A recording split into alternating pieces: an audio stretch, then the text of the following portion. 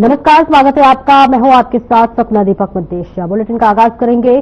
CM Nayab Singh Saini ने गुरुवार की देर शाम गुरुग्राम के सेक्टर 29 स्थित लिज्जत वैली पार्किंग में गीता मनीषी स्वामी ज्ञानंद के जन्म दिवस के उपलक्ष्य में आयोजित श्री कृष्ण कृपा प्रेरणा उत्सव में शिरकत की। इस दौरान सीएम नायब सिंह सैनी ने कार्यक्रम में गीता मनीषी स्वामी ज्ञानंद को जन्म दिवस की शुभकामनाएं दी और उनका आशीर्वाद लिया। वहीं श्री कृष्ण कृपा प्रेरणा उत्सव में दिल्ली सीएम रेखा गुप्ता व देश भर से संत समाज और भजन गायकों ने शिरकत की। सीएम सैनी ने दिल्ली सीएम रेखा गुप्ता का स्वागत किया। कार्यक्रम को संबोधित करते हुए सीएम सैनी ने कहा कि हमारा लक्ष्य है कि आने वाली पीढ़ियां भारतीय संस्कृति को केवल पुस्तकों में नहीं, जीवन में भी आत्मसात करें।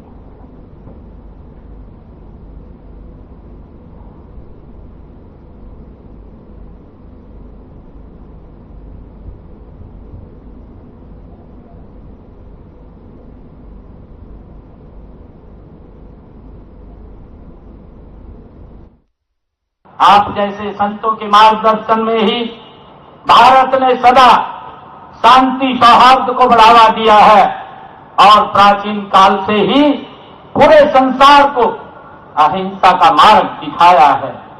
लेकिन यह भी सत्य है कि जब जब हमारी सहनशीलता को कमजोरी समझने की भूल की गई है, तब तब हमने रौद्र रूप भी धारण कर दुश्मनों को कड़ा जवाब भी दिया है।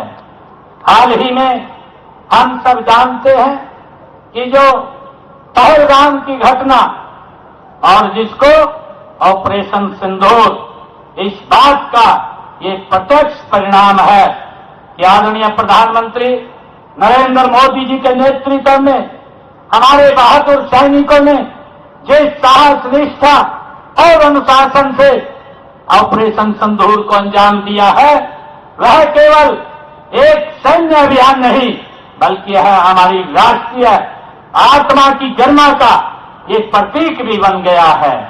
मुझे खुशी है कि जिस गुरुग्राम की पवित्र भूमि पर हम आज खड़े हैं, वह केवल एक आधुनिक शहर नहीं है। यह महाभारत काल के लेकर आज तक सांस्कृतिक चेतना की भूमि रही है। यह गुरु द्रोणाचार्य के शिष्यों को धर्म और युद्ध की शिक्षा इसी पवित्र भूमि पर वो दी जाती थी। आज जब श्री कृष्ण कृपा प्रेरणा उत्सव जैसे संगठन इस विरासत को फिर से जागृत कर रहे हैं, तो यह केवल अतीत की स्मृति नहीं है, यह वर्तमान की भविष्य की प्रेरणा भी है। आप सभी को यह बताते हुए मुझे खुशी भी हो रही है कि हमारी सरकार केवल विकास के भौतिक आयामों तक सीमित नहीं है। हम चाहते हैं कि हरियाणा में आध्यात्मिक चेतना का भी उत्थान हो और इसी उद्देश्य से कुरुक्षेत्र को धर्म नगरी के रूप में वैश्विक पहचान देने हेतु गीता महोत्सव को अंतर्राष्ट्रीय स्वरूप दिया गया है। तीर्थ दर्शन योजना के माध्यम से वृद्धजनों को तीर्थ यात्रा की सुविधा भी दी जा रही है। ये मेरे लिए बड़े खुशी की बात है। आज जब हम राधा जी के नाम का उच्चारण हो रहा है, तो यह केवल भक्ति नहीं, हमारी चेतना की यात्रा है। और आगे बढ़ेंगे, जहां पर ज्योति मल्होत्रा नाम की एक यूट्यूबर को हरियाणा पुलिस ने जासूसी के आरोप में गिरफ्तार कर लिया है। जी हां, ज्योति मल्होत्रा के खिलाफ आरोप है कि वे पाकिस्तान हाई कमीशन में कार्यरत एक कर्मचारी दानिश के संपर्क में थी, जिसने उसे पाकिस्तान भी भेजा था। वे एक ट्रैवल चैनल चलाती हैं और पाकिस्तान जाने के दौरान उसने कई खुफिया जानकारी साझा की है। आपको बताते चले कि पंजाब पुलिस ने मलेरकोटला से गजाला और उसके साथी को गिरफ्तार किया है, जिससे पूछताछ करने पर ज्योति समेत पाकिस्तान के लिए जासूसी कर रहे लोगों के नाम उजागर हुए हैं।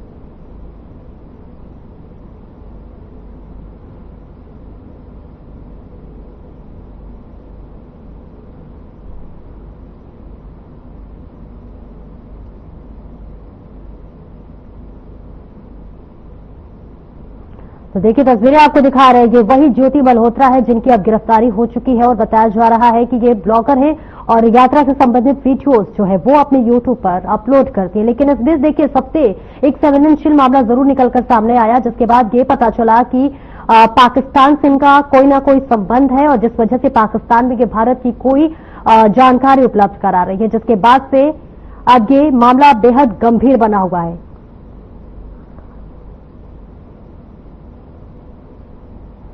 और चलिए सीधे रुख कर लेते हैं, हमारे संवाददाता ओपी शर्मा हमारे साथ जुड़े। ओपी देखिए ज्योति मल्होत्रा की गिरफ्तारी हो चुकी है। सवाल यह है कि आखिरकार कब और कैसे सुरक्षा एजेंसियों को यह पता चला, पूरा मामला एक बार बता दीजिए संक्षिप्त में। देखिए सपना, हरियाणा पुलिस की या भारत की सुरक्षा एजेंसी की बात करें तो ये कहीं ना कहीं बड़ी जो है वो जीत है। और इस कहानी की शुरुआत 11 मई को पंजाब से होती है, जब मलेरकोटला में गजाला और यामीन नाम के 2 शख्स को पुलिस और इंटेलिजेंस में पकड़ते हैं। जब उनके पास से सबूत मिलते हैं कि वो सभी जगह पाकिस्तान के लिए जासूस करते थे और जो गजाला थी वो कहीं ना कहीं जो पाकिस्तान इंटेलिजेंस के लिए जो वो मैन पावर रिक्रूटमेंट करने का काम करते, इसके लिए वो काम दाम बन पे सभी तरह की तकनीकी हनी ट्रैप या पैसे का लालच या पाकिस्तान घुमाने का लालच या फिर किसी भी तरह का लालच है वो उनको देकर भर्ती करते। क्योंकि इनको मलेरकोटला से पकड़ा गया और उनसे जब सख्ती से जो है वो पूछताछ की गई तो जो है वो एक जो ज्योति मल्होत्रा जो हिसार के न्यू गर्सन कॉलोनी की रहने वाली एक यूट्यूबर है, जिसका एक खुद का चैनल है, जिसको लेकर वो 2 बार पाकिस्तान और चाइना तक की भी जो विजिट कर चुकी है और उसका जो है नाम जो है सामने आता है जांच के अंदर। जैसे ही उनका नाम सामने आता है तो इंटेलिजेंस एजेंसियां हिसार की तरफ भागती हैं और जो ज्योति नाम की जो मल्होत्रा नाम की जो लड़की है उसको कल शाम को जो गिरफ्तार कर लिया जाता है और रात को करीबन 10:30 बजे के आसपास उसके खिलाफ FIR दर्ज की जाती है। और आज पुलिस ने जो आरोपी ज्योति मल्होत्रा है उसको कोर्ट में पेश किया, जहां उसको 5 दिन के पुलिस रिमांड पर भेज दिया। देखने वाली बात यह है कि किस तरीके के जो है वो खुलासे अगली पूछताछ में उनसे होते हैं। और ज्योति मल्होत्रा के खिलाफ ऑफिशियल सीक्रेट एक्ट 1923 के तहत मामला दर्ज किया गया है, जिसमें उनको उम्र कैद तक की जो वो सजा होने की उम्मीद है। बहरहाल अब देखते हैं कि पुलिस अपने आरोपों को कितना साबित करती है। कोई सबूत भी सामने आ पाया है क्या? कोई सबूत हाथ लगी है क्या? देखिए ज्योति, ये थोड़ा सा देश से जुड़ा हुआ मसला है और इंटेलिजेंस से ऊपर से दूसरा जुड़ा हुआ मसला, तो इन मामले में ज्यादातर बातें साफ नहीं होते हैं किस तरह के सबूत मिले। लेकिन अगर हम FIR की भाषा के ऊपर जो है वो नजर डालें तो FIR में लिखा गया है कि ज्योति ने खुद माना है कि वो 2023 में पाकिस्तानी हाई कमीशन के एक दानिश नाम के व्यक्ति के संपर्क में आई थी और उनसे मिली थी और उसके बाद वो 2 बार पाकिस्तान की विजिट कर चुके हैं। मैं आपको ये भी बता दूं कि जिस दानिश की जिक्र किया जा रहा है उसको पिछले दिनों जो भारतीय सरकार है उसने अवांछित व्यक्ति घोषित करते हुए दानिश को वापस पाकिस्तान भेजने के जो है वो निर्देश जो है वो पाकिस्तान सरकार को दिए थे। तो कहीं ना कहीं ये वही दानिश है जिसके कॉन्टेक्ट में थी। और जब जो ये ज्योति मल्होत्रा थी, जब ये पाकिस्तान में गई थी तो वहां पर ये कई पाकिस्तानी इंटेलिजेंस अधिकारियों के जो है वो साथ संपर्क में रही है। FIR की बात माने तो ज्योति इन पाकिस्तान के सभी इंटेलिजेंस अधिकारियों से जो टेलीग्राम, फेसबुक, यूट्यूबर, फेसबुक या बाकी सोशल मीडिया उसके जरिए जो है वो उनके संपर्क में रहती थी और भारत की सेनाओं से जुड़ी सूचनाएं यह देते थे। पिछले अगर 2 दिन की बात करें तो खबर पर नजर बनाए रखें, जैसे ही कोई भी जानकारी आती है अपडेट करें। बहुत बहुत शुक्रिया ओपी इस महत्वपूर्ण जानकारी के लिए। आगे बढ़ेंगे, एक बड़ी खबर सामने आ रही है फरीदाबाद से, जहां प्रॉपर्टी डीलर की गोली मारकर हत्या कर दी गई है। जहां रंजिश के चलते इस बड़े वारदात को अंजाम दिया गया है, जहां थाना पल्ला इलाके में उतारा गया है मौत के घाट। जांच में ड्यूटी मौके पर पहुंची पुलिस। तो ये बड़ी खबर आपको बता रहे हैं, जहां पर जांच पड़ताल की जा रही है और क्या कुछ निकलकर सामने आती है चीजें, ये देखना दिलचस्प होगा। लेकिन इस बीच ये बड़ी खबर आपको फरीदाबाद से दे रहा है, प्रॉपर्टी डीलर की गोली मारकर हत्या कर दी गई है। रंजिश के चलते इस पूरे वारदात को अंजाम दिया गया। थाना पल्ला इलाके में जो है मौत के घाट उतारा गया और पुलिस अब इस पूरे मामले की गहनता से जांच पड़ताल कर रही है और ये पता लगाने की कोशिश कर रही है कि आखिरकार क्या कुछ पूरा मामला है। हालांकि देखिए पुरानी रंजिश बताई जा रही है और इसी के साथ साथ अब आगे की पड़ताल में भी पुलिस अब जुटी हुई है कि क्या कुछ सच निकलकर सामने आती है। ये बड़ी खबर आपको फरीदाबाद से दे रहे हैं, जहां पर प्रॉपर्टी डीलर की मौत हो गई। और देखिए तस्वीरें भी सामने आ गई है, आपको तस्वीरें दिखा रहे हैं जहां ये पूरे वारदात को अंजाम दिया गया है। बताया जा रहा है कि कोई पुराना रंजिश था जिस वजह से इतनी बड़ी घटना को अंजाम दिया गया है। और क्या कुछ जो है कौन कौन इसमें शामिल थे और कब से जो है ये रंजिश चल रही थी, इसकी भी पता लगाने की कोशिश की जा रही है।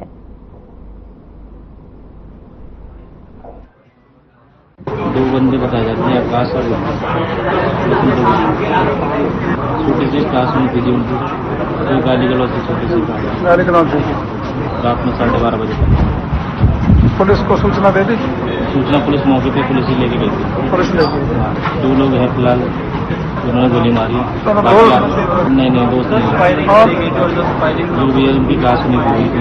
एक सूरज सोनोप कृष्ण गोपाल नाम का व्यक्ति है, इसकी शिवम कॉलोनी का रहने वाला है। इसकी सूचना मिली थी भाई इस तरह से किसी बंदे को गोली मार के उसकी घायल कर दिया। तो तुरंत हम मौके पर पहुंचे थे।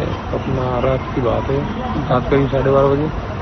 तो वहाँ पर मौके पर एक बंदा ये जो घायल अवस्था में पड़ा हुआ था, इसको तुरंत हमने हॉस्पिटल भिजवाया। ब्रेक कार्रवाई की जो प्रोसीडिंग वो की, यहाँ उसकी मदर ने जो कंप्लेंट दी है उस पर FIR लॉज की तुरंत और पोस्टमार्टम कराया इन्वेस्टिगेशन। मेरे पास रात में फोन आया भैया का कि सूरज को गोली मार दी गई है। मैं जैसे ही पहुंचा तो पता चला कि दुर्गा बिल्डर के पास ठेका जो है वहाँ पे गोली मारी गई है और पीछे से गोली मारी है पहले, और उसके बाद आगे से बंदे भाग गए। उसके आगे तो मुझे नॉलेज नहीं। कितने लोग बताए गए? 2 लोग गोली चलाने वाले हैं और 2-4 और जो भी वहाँ भीड़ लगी हुई थी। कितनी उम्र है इसकी? 25 साल। क्या करता है? ये प्रॉपर्टी।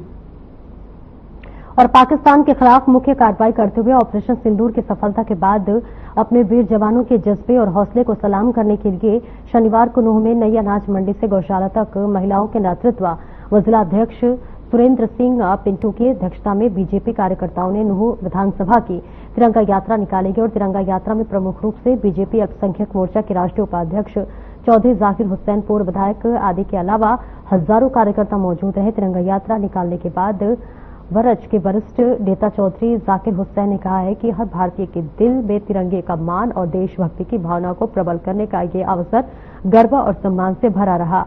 नूह की सड़कों पर तिरंगे के साथ उमड़ा जनसैलाब इस बात का प्रमाण है कि देश की सुरक्षा व सम्मान के लिए हर दिल एक साथ धड़कता है। देश के वीर सैनिकों को नमन करता हूँ कि जिन्होंने उन आतंकवादियों का सफाया किया और जिन्होंने हमारी बहनों का, बेटियों का सिंदूर उजाड़ने का काम किया। ऑपरेशन सिंदूर जो चलाया गया हमारी भारतीय सेना द्वारा, हमारे माननीय प्रधानमंत्री जी के दृढ़ निश्चय और सशक्त नेतृत्व में ये ऑपरेशन चला और जिसमें पूरे देश की 140 करोड़ जनता उनके साथ खड़ी रही। इसलिए सभी देशवासी मुबारकबाद के पात्र हैं। और आज हम इस तिरंगा यात्रा से हमारे जो माननीय अध्यक्ष श्री सुरेंद्र जी के नेतृत्व में जो निकाली जा रही है, सभी 36 बिरादरी की ये यात्रा है। और हरगाड़ा विद्यालय शिक्षा बोर्ड के अध्यक्ष प्रोफेसर डॉक्टर पवन कुमार, उपाध्यक्ष श्री सतीश कुमार एवं सचिव डॉक्टर मुनीश नागपाल ने एक प्रेस कॉन्फ्रेंस में संयुक्त रूप से बताया कि शिक्षा बोर्ड द्वारा संचालित कार्रवाई की गई है। सेकेंडरी वार्षिक परीक्षा 2025 का परिणाम घोषित किया जा रहा है। परीक्षार्थी अपना परीक्षा परिणाम बोर्ड की आधिकारिक वेबसाइट www.bsafe.org.in पर देख सकते हैं। साथ ही उन्होंने बताया है कि सेकेंडरी नियमित परीक्षार्थी की परीक्षा परिणाम 92.49% रहा। वहीं स्वयं पार्टी के परीक्षार्थियों के परिणाम 73.08% रहा है। बोर्ड अध्यक्ष ने सभी छात्र छात्राओं, उनके अभिभावकों और शिक्षकों को बेहतर परीक्षा परिणाम के लिए हार्दिक बधाई दी है।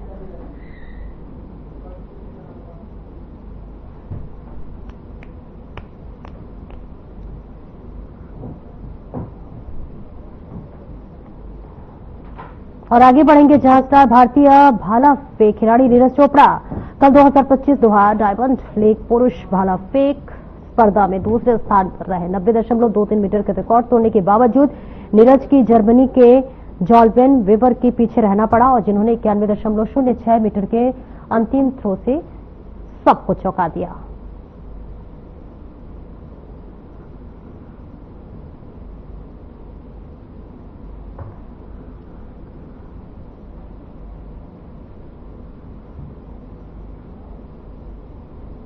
बीती देर रात रेवाड़ी नारनौल मार्ग पर एक निजी बस और ट्रक की टक्कर हो गई।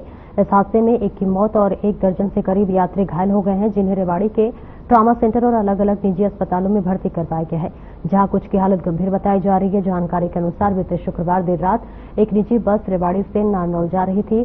जैसे ही बस गांव माजरा के स्टैंड पर सवारियां उतारने के लिए रुकी तो पीछे से आ रहे एक ट्रक ने बस की टक्कर मार दी और इस हादसे में एक की मौत हो गई, जबकि दर्जन भर लोग गंभीर रूप से घायल हो गए। तो वहीं जिन्हें रेवाड़ी के ट्रॉमा सेंटर और अलग अलग निजी अस्पतालों में भर्ती करवाया गया है, जिनमें से कुछ की हालत गंभीर लेकिन खतरे में बाहर बताई जा रही है।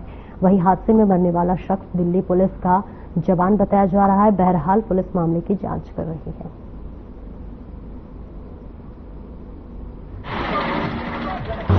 कैसे हुआ ये सो रहे थे हम। एक बार एक्सीडेंट हुई। किस चीज में थे आप? तो ट्रक में आप कंडक्टर है, ड्राइवर है या कैसे? लिफ्ट लिए हुए थे। कहाँ जा रहे थे आप? जयपुर जा रहे थे। कहाँ काम करते हैं? तो आप सो रहे थे जब एक्सीडेंट हुआ, तो फिर अचानक जैसे ही एक्सीडेंट हुआ तब वो आवाज आई आपको?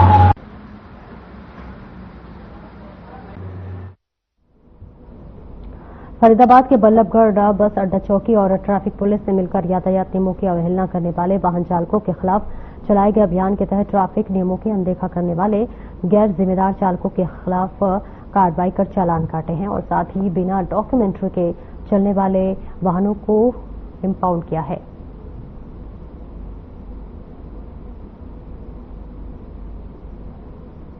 चालान काटे जा रहे हैं। चालान आज सुबह से अभी तक 40 चालान काट चुके हैं। लोगों को समझाया जाता है और चालान के बारे में बताया जाता है। अफसरान वाला के आदेश जो मिले हुए हैं उनके नियमानुसार उनके खिलाफ कार्रवाई भी की जाती है और कोशिश ये की जाती है कि भाई सही चलाएं अपनी गाड़ियों को और सकुशल अपने घर जाएं। अफसरान वाला के आदेश अनुसार समय समय पर इनके चालान किए जाते हैं और अफसरान वाला भी यहाँ सबको इकट्ठा करके इनको संबोधित किया जाता है।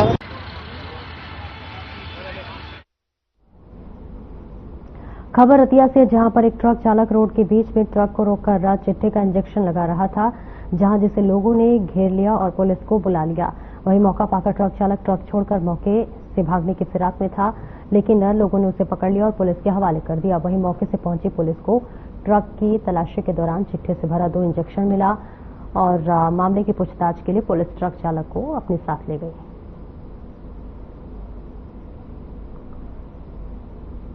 ये यहाँ से ये मंडी का गेट है, यहाँ से पकड़े ये पब्लिक ने पकड़ा है जी। हमारे को तो बुलाया 112 कानपुर हम आए। इसके पास ये ये सिरिंज बरामद हुई है। थोड़ा है इसमें टीका भी हो सकता है। आइडिया है सर, एक खाली है।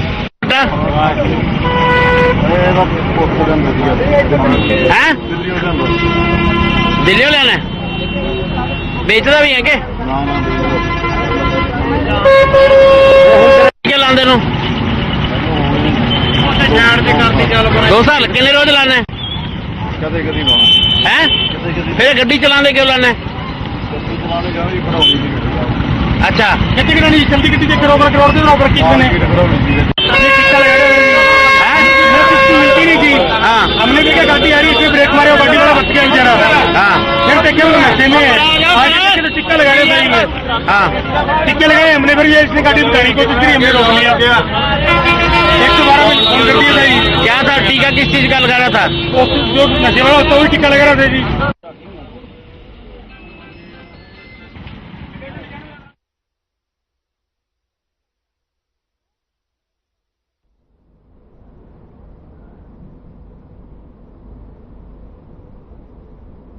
और देखिए तस्वीरें आपको दिखा रहे हैं, जहां पर ट्रक ड्राइवर को पकड़ लिया गया है। बताया जा रहा है चिट्ठे से भरा इंजेक्शन भी बरामद किया गया और ये इंजेक्शन लगा रहा था नशीली, जहां पर अब इसे मौके से ही अब गिरफ्तार कर लिया गया है। और फिलहाल इस बुलेटिन में इतना ही और अब वक्त हो चला है हमारे खास कार्यक्रम डॉक्टर राकेश गुप्ता के साथ प्लस माइनस का। नमस्कार।